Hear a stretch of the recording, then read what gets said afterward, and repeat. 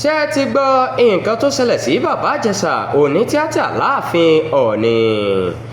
Ọọ̀ni Ifẹ̀ ọba Adéyẹyè Ẹnìtàn-Ògúnwùsì Ọ̀jájá kejì ti dẹ́rìn pẹ̀kẹ́ gbajúgbajà òṣèré tíátà ilẹ̀ wa àti adẹ́rìn-pòṣónú ní Ọlárẹ̀wájú James Omiyinka tí ọ̀pọ̀lọpọ̀ ènìyàn mọ̀ sí Babaajeṣa nípa fífún ní ọkọ̀ tuntun tó sì fi oyè kan dá lọ́lá.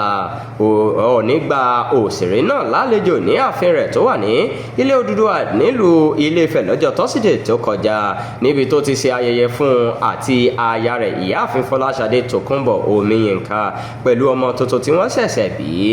Gẹ́gẹ́ bí àtẹ̀jáde kan tí olórí ẹ̀ka ìròyìn Ọọ̀ni Sodiq Lawal fi síta ṣàlàyé, lára àwọn ọlá tí ọba náà bù fún ni Ọọ̀ni ti fi ọkọ̀ tuntun kan ta Babaajeṣa lọ́rẹ, ó sì tún kéde rẹ̀ bí bàbá àwàdà kọ̀ǹgẹ́. Bákan náà, ọba Ògúnwùsì tó fún tọkọtaya náà ní àwọn nǹkan ìbílẹ̀ tó níye lórí gẹ́gẹ́ bí àmì ìrántí ìgbéyàwó wọn àti ìbí ọmọ wọn tuntun náà Kínkaga Omiyinka.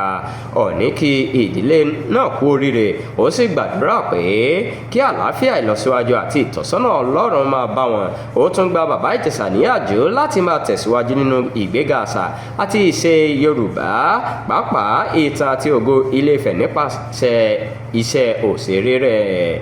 Babaajeṣa ọmọ abínibí ìlú Ilé Ifẹ̀ nípínlẹ̀ Ọ̀ṣun dúpẹ́ lọ́wọ́ Ọọ̀ni fún ọlá pàtàkì tí ó fún un, ó sì ní iṣẹ́ rere àti ìfẹ́ tí ọba náà fi hàn òun yóò máa jẹ́ ìrántí pàtàkì fún òun àti gbogbo ìdílé òun.